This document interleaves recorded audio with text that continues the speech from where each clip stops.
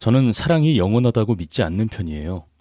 아마도 제가 겪은 일 때문에 그런 생각이 굳혀졌나 봅니다. 남편에게 배신을 당한 이후로 사랑을 믿지 않게 되었죠. 여러분들께 제가 겪은 일을 말씀드리려고 합니다. 주변에서 많은 사람들이 그러더라고요. 베풀기만 하면 당연한 줄 안다. 받을 줄도 알아야 한다. 하지만 제 인생 베풀기만 했지 받은 적은 없었네요.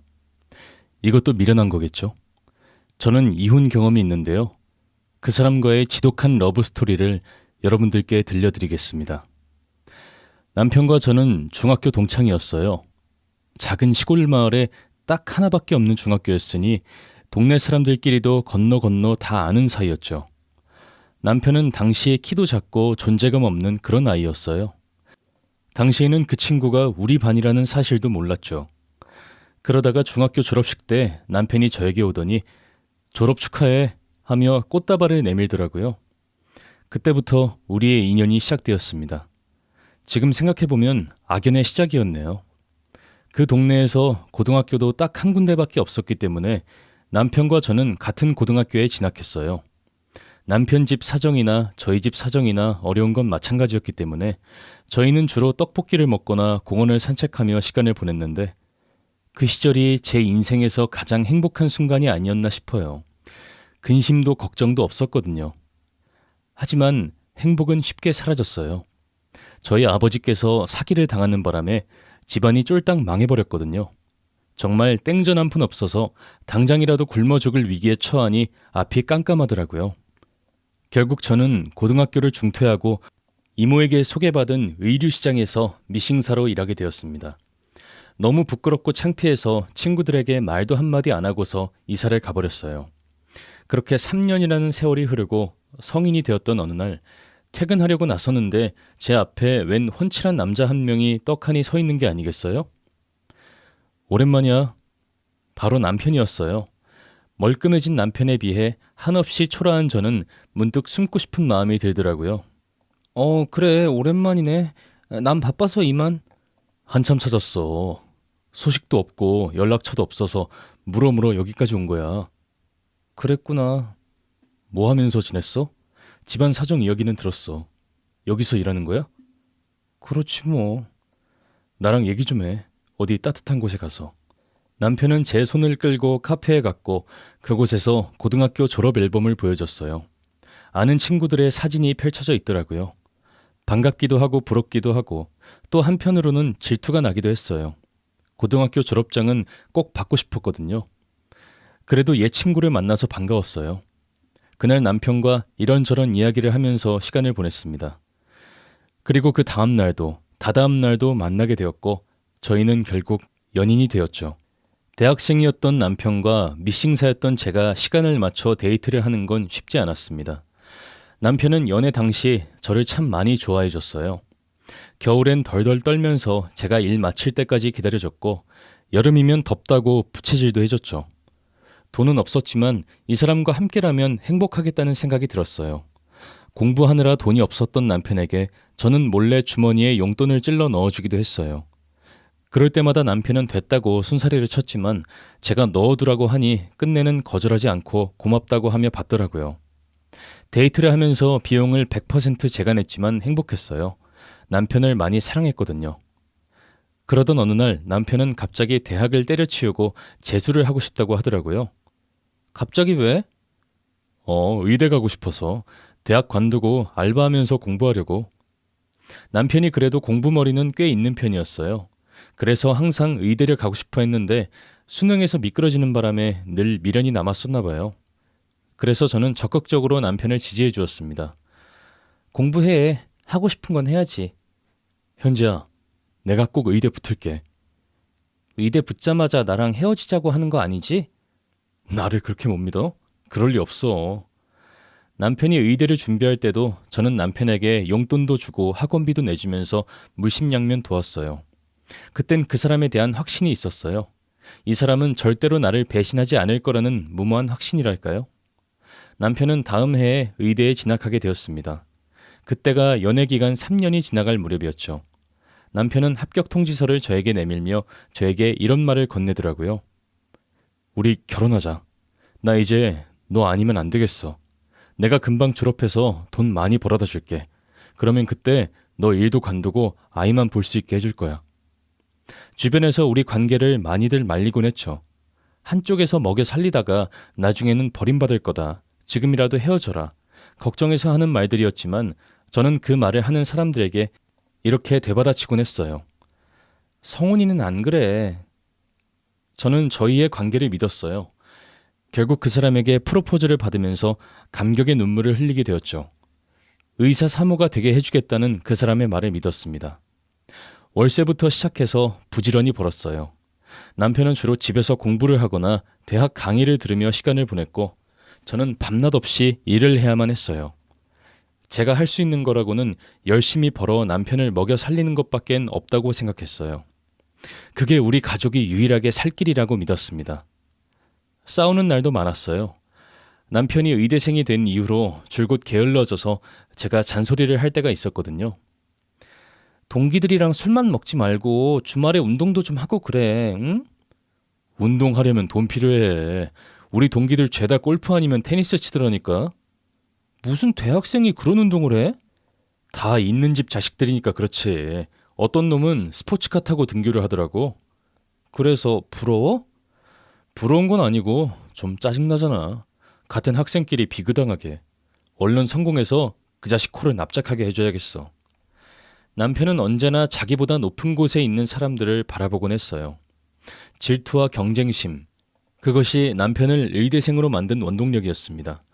그리고 저는 묵묵히 남편이 위로 올라갈 수 있게끔 밟고 올라가라고 기꺼이 등을 대줬어요.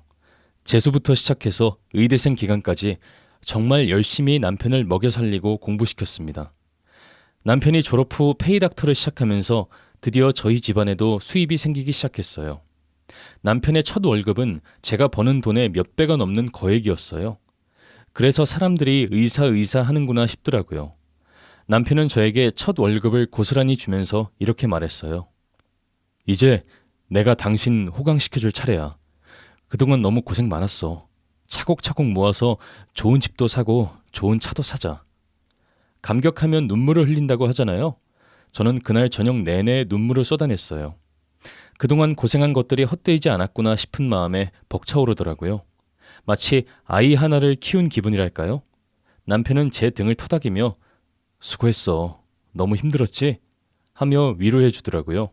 그 뒤로 몇 년이 지나 저희 부부는 월세에서 탈출해 전세로 이사를 가게 되었고 전세 계약이 끝나자마자 내 집 마련을 하게 되었습니다. 부부의 보금자리까지 얻게 되니 더 이상 바랄 게 없었어요. 이제는 아이를 갖고 키우는 게 제 나름의 작은 소망이었죠.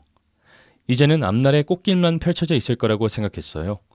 남편의 수입이 안정되면서 저희 부부 가게도 안정되었거든요. 하지만 어느 순간부터 남편이 바뀌기 시작했습니다. 베란다에 가서 통화를 하질 않나, 주말이면 새벽부터 나가질 않나, 무엇보다도 저를 대하는 태도가 확실히 바뀐 걸 느꼈어요. 아무리 힘들고 짜증나도 저에게 싫은 소리 한 번 하지 않던 남편이 저를 보는 둥 마는 둥 하더니 말도 잘 안 섞으려고 하더라고요. 사람의 육감이라는 게 있잖아요. 분명 그 인간에게 뭔가 있구나 싶었어요. 그래서 밤에 잘 때 몰래 남편의 핸드폰을 들춰봤어요.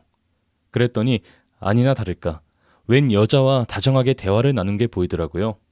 제 눈에 유독 잘 보이는 대화가 있었어요. 아내는 어쩌고? 말은 했어? 그 여자는 신경 쓰지 마. 내가 알아서 할 거야. 당신만 믿어. 알지? 사랑한다는 말을 서슴지 않고 하는 걸 보니 보통 사이가 아닌 것 같았죠. 손이 부들부들 떨리고 심장이 터져버릴 것 같더라고요. 그걸 보자마자 옆에 있던 영양제 약통을 남편의 얼굴에 던져버렸습니다. 그랬더니 남편이 얼굴을 감싸며 아! 하더니 벌떡 일어나더라고요. 왜 내 얼굴에 물건을 던지고 그래? 내일 진료봐야 될 사람한테. 여태껏 나 속여서 재밌었어? 다른 여자 만나면서 아주 즐거웠겠어? 이 나쁜 자식아. 뭔 소리를 하는 거야? 저는 남편의 얼굴에 핸드폰을 들이밀었어요.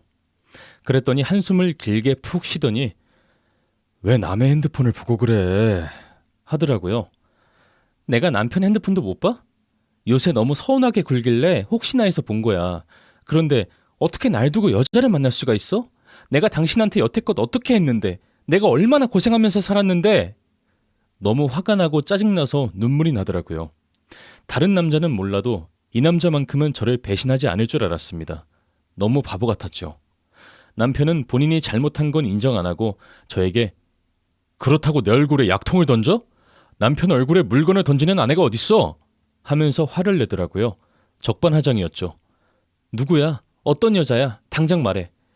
나 내일 일찍 나가봐야 돼. 그만하고 자라. 말하라고. 내가 지금 어떻게 자? 흥분하지 말고 좀. 내가 지금 흥분 안 하게 생겼어? 10년 넘게 당신 하나만 바라봤어. 그런데 당신은 지금 뭐 하는 짓이야? 남편은 잠시 아무 말이 없었어요. 그러더니 한숨과 함께 입을 열더라고요.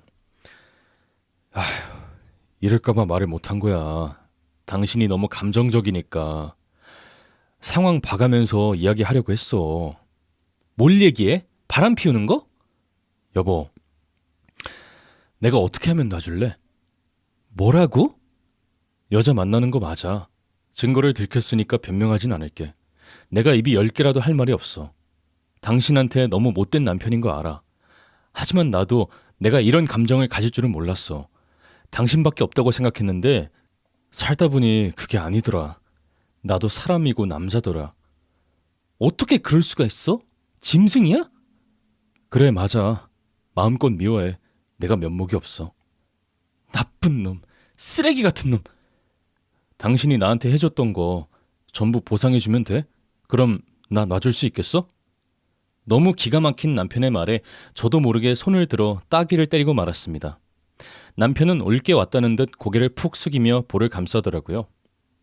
당신은 나한테 이러면 안 돼. 내가 당신한테 어떻게 했는데. 손이 나만하지 않도록 미싱질해서 당신 먹여 살린 게 누군데. 이제 살만하니까 조강지처를 버려? 다른 사람이 다 의심해도 난 당신만은 믿었어. 당신은 나를 버릴 사람이 아니라고 생각했어. 그런데 나를 배신해? 잠깐의 바람도 아니고 놔달라고? 그 여자가 그러디? 이제 자기가 당신 먹여 살려주겠다고? 어디 건물 몇 채 있대? 집안이 재벌이래? 개원도 해주겠대? 미안해. 미안하단 말만 하지 말고 대답을 해. 순간적으로 화를 주체할 수 없었던 저는 남편의 등을 수차례 때렸어요. 원망과 분노로 제정신이 아니었습니다. 평생 함께할 줄 알았고 그랬기 때문에 열심히 희생했던 제 과거가 비참해지더라고요. 이용당한 것 같아서 더 억울했어요. 이 나쁜 놈아! 의자를 무너뜨리고 물건들을 던졌어요. 그랬더니 집안이 아주 난장판이 되었죠. 그랬더니 남편이 제 어깨를 붙잡으며 정신 차려! 하더라고요. 당신이라면 정신 차리게 생겼어? 오늘 나가서 잘게. 그러니까 조용히 있어. 왜? 또 그 여자한테 가려고? 주말마다 그 여자한테 갔지? 절대로 안 돼. 그만 좀 해. 가지마. 여기 있어. 진정하고 혼자서 생각을 좀 해. 가지 말라고. 저는 남편에게 달려들었고 남편은 저를 떼어내려고 노력했어요.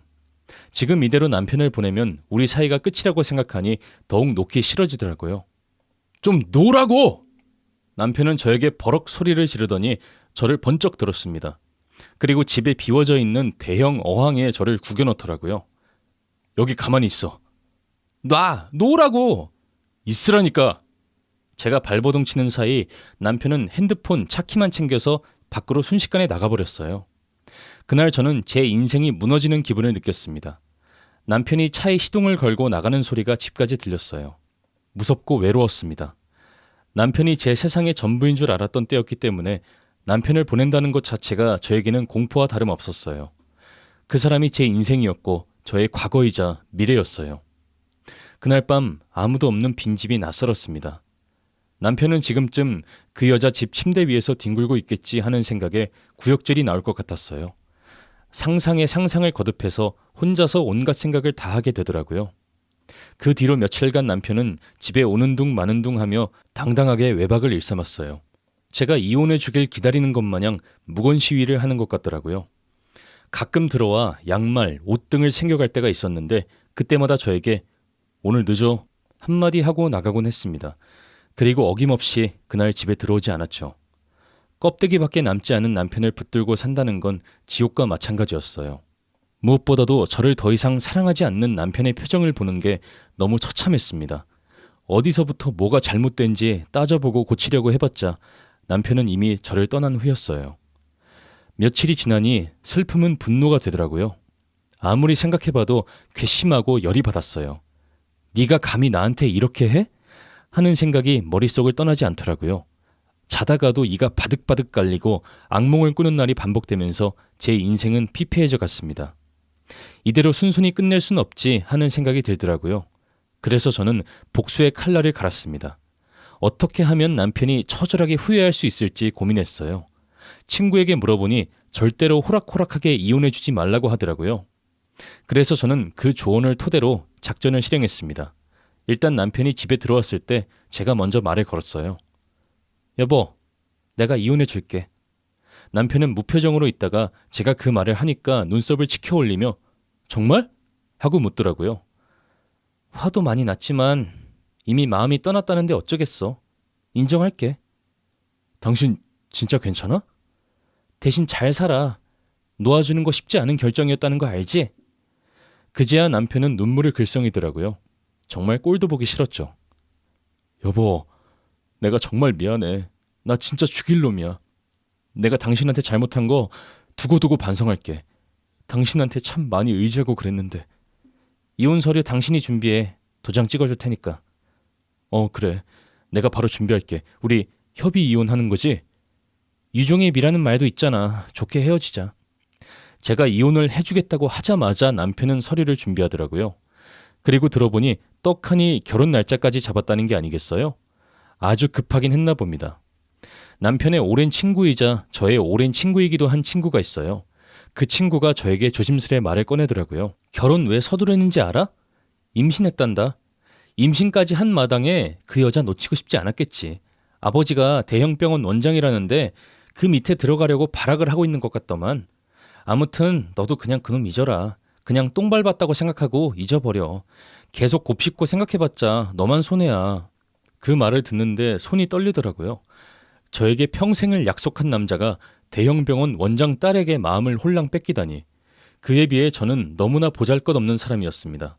배운 것도 없고 할 줄 아는 거라고는 미싱질밖에 없는 가난한 집안의 딸이었죠.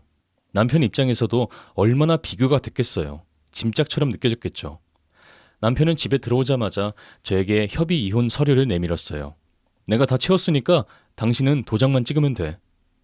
약속한 돈 입금해줘. 그러면 도장 찍어줄게. 알았어. 지금 이체해주면 돼? 여태껏 남편을 위해 쓴 돈은 받고 싶었어요. 그리고 정신적 피해 금액까지 얹어서 달라고 했더니 흔쾌히 주더라고요. 그쪽 집안이 돈이 많긴 한가 봅니다. 남편은 저에게 돈을 이체하자마자 다시 서류를 내밀었어요. 도장을 빨리 찍으라는 거예요. 서류를 들여다보니 감회가 새롭더라고요. 이 사람과 이 서류를 작성할 줄은 몰랐는데 사람 일이 어떻게 될지 모른다더니 정말 제가 이혼을 하게 될 줄은 몰랐네요. 그동안 즐거웠고 행복했어. 당신 덕분에. 그래, 당신도 행복하게 살아. 좋은 남자도 만나고. 저는 이혼 서류에 제 도장을 찍었습니다. 슬쩍 남편의 표정을 보니 입꼬리가 올라가 있더라고요. 이제는 모든 게 끝났다고 생각했겠죠. 하지만 이게 속임수였음을 그때는 몰랐을 거예요. 저는 도장을 찍고 남편에게 제안했어요. 마지막 날인데 우리 저녁이나 같이 먹고 헤어지자. 그래, 그러자. 당신 요리도 이제 마지막이네. 저는 남편과 마지막 만찬을 하게 되었습니다. 남편이 좋아했던 음식들을 쫙 깔아줬더니 나름 감성에 젖었는지 내가 좋아했던 것들이네 하며 감격하더라고요. 술이나 한잔 할까? 좋지. 당신 웬일로 술이야? 남편이랑 마지막 저녁인데 기분 좀 내야지. 서로의 새 출발을 기원하는 축배는 들어야 하지 않겠어? 모든 게 작전이었어요. 저희는 술을 한잔하면서 과거 이야기를 나눴고 남편은 술고래답게 흠뻑 마시더니 취해버려서 식탁에 엎드리더라고요. 여보, 자? 그날 밤 저는 남편이 잠든 사이 이혼 서류를 빼돌렸어요. 그리고 유유히 그 집을 빠져나왔습니다. 다음날 아침이 되어서 남편에게 전화가 오고 난리가 났더라고요. 외면하지 않고 받았어요. 여보세요? 이혼 서류 못 봤어? 자고 일어나니까 당신도 없고 서류도 없어졌어. 당신 기억 안 나? 어제 다시 나랑 이혼하기 싫다면서 서류 찢어서 바깥에 버렸잖아. 뭐? 내가? 그럴 리가. 아무튼 그래서 내가 말리느라 혼났어. 어딨어? 다시 이혼 서류 써야지. 나 지금 당신이 준 돈으로 여행 왔어. 급한 거 아니니까 차근차근 진행하자.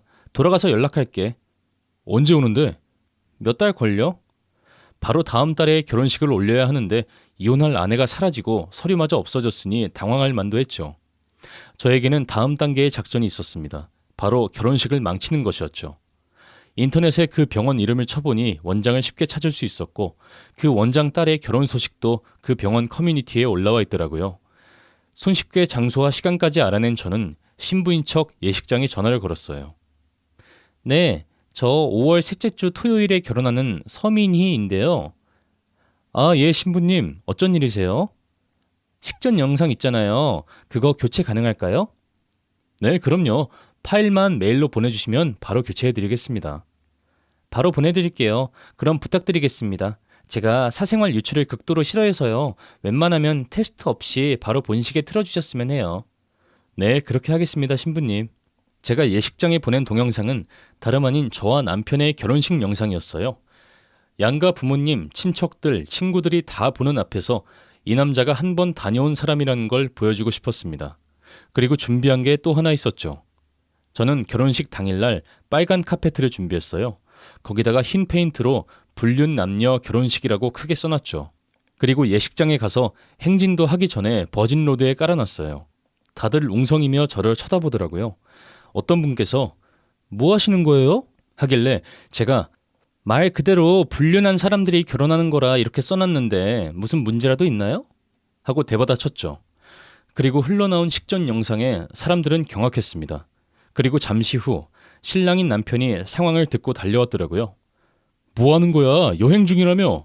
내가 생각을 해봤는데 말이야. 이렇게 순순히 당신을 보내줄 수 없을 것 같아. 너무 억울하더라고. 제발 오늘만 그냥 넘어가자, 어? 이미 당신 안에 있는 거 여기 사람들이 다 아는데도 결혼을 하고 싶어? 부탁이야. 나 좀 살려주라. 나 저 사람이랑 행복하게 살고 싶어. 그렇게는 못하지. 나 생각 바뀌었어.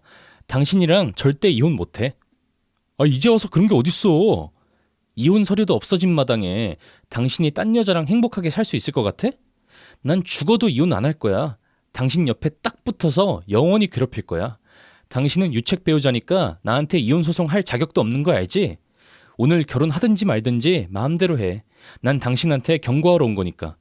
선전포고 후 저는 결혼식을 빠져나왔습니다. 결혼식 정도는 망쳐줘야지 제 속이 풀릴 것 같았거든요. 그나마 한 방 먹인 것 같아서 속이 시원했어요. 그리고 그때부터 저는 남편이 전화를 해도 안 받고 찾아와도 외면했어요. 아주 끈질기게 찾아와서 이혼을 해달라고 하더라고요. 이런다고 내가 당신한테 돌아갈 것 같아? 그러지 말고 얼른 이혼하자. 도장 찍어줘, 제발. 나 이제 아이 아빠 될 사람이야. 난 당신이 나한테 돌아오는 거 안 바래. 그냥 이대로 그 여자 상간녀 딱지 붙이게 만들고 싶어서 그러지. 당신 이렇게 사악한 여자였어? 말은 바로 해. 당신이 날 사악하게 만든 거겠지. 그 여자도 당신 유부남인 거 알고 만난 거라며? 그러니 벌을 받아야지. 앞으로 당신 아이 태어나도 출생신고도 못하게 내가 당신 꽁꽁 묶어놓을 거야. 그 여자 미혼모 만들지 뭐. 제발 나 좀 한 번만 봐주라. 어? 아, 당신 진짜 나 미치게 만들려고 작정했어? 이미 미쳤지.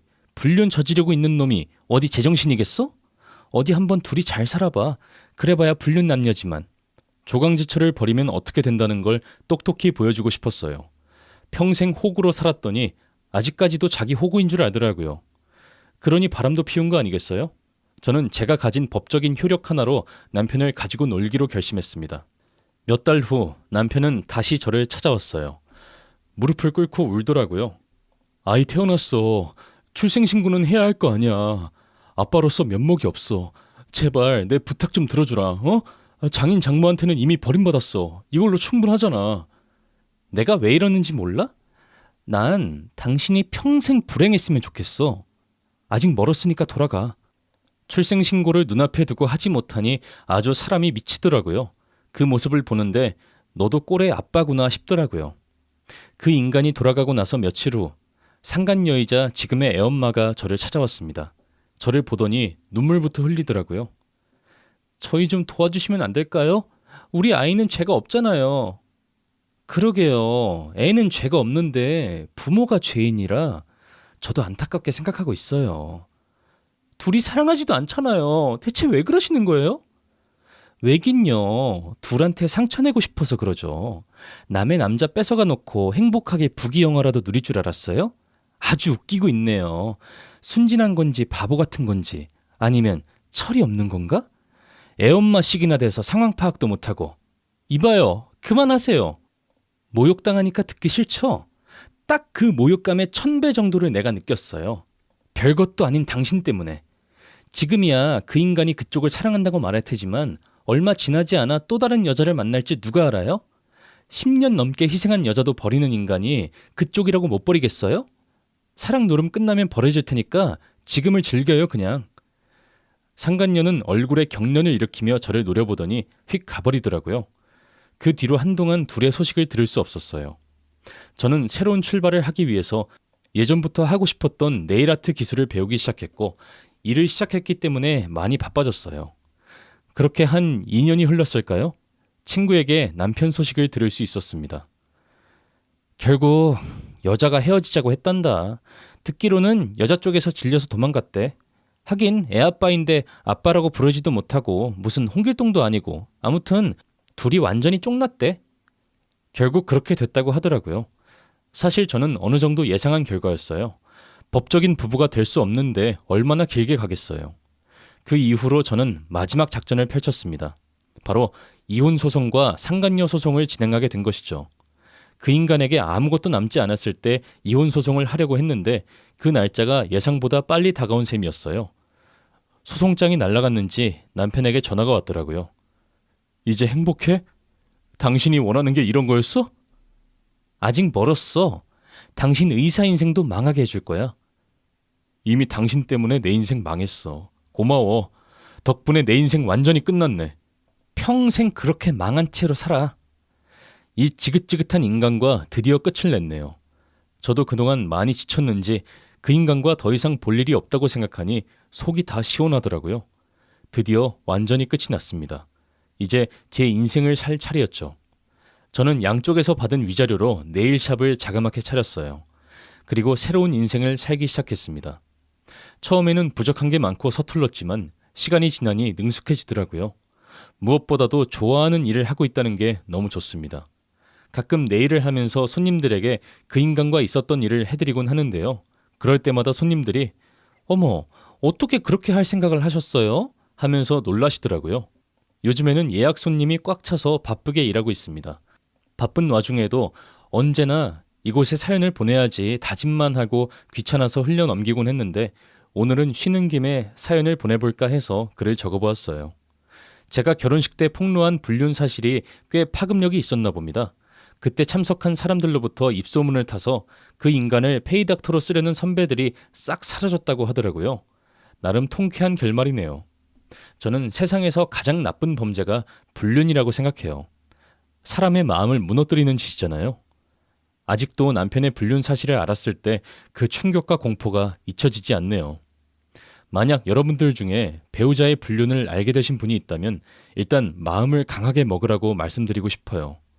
물론 쉽지는 않겠지만 세상은 끝없이 돌아가고 어찌저찌 살다 보면 해결책이 생기고 사라지더라고요.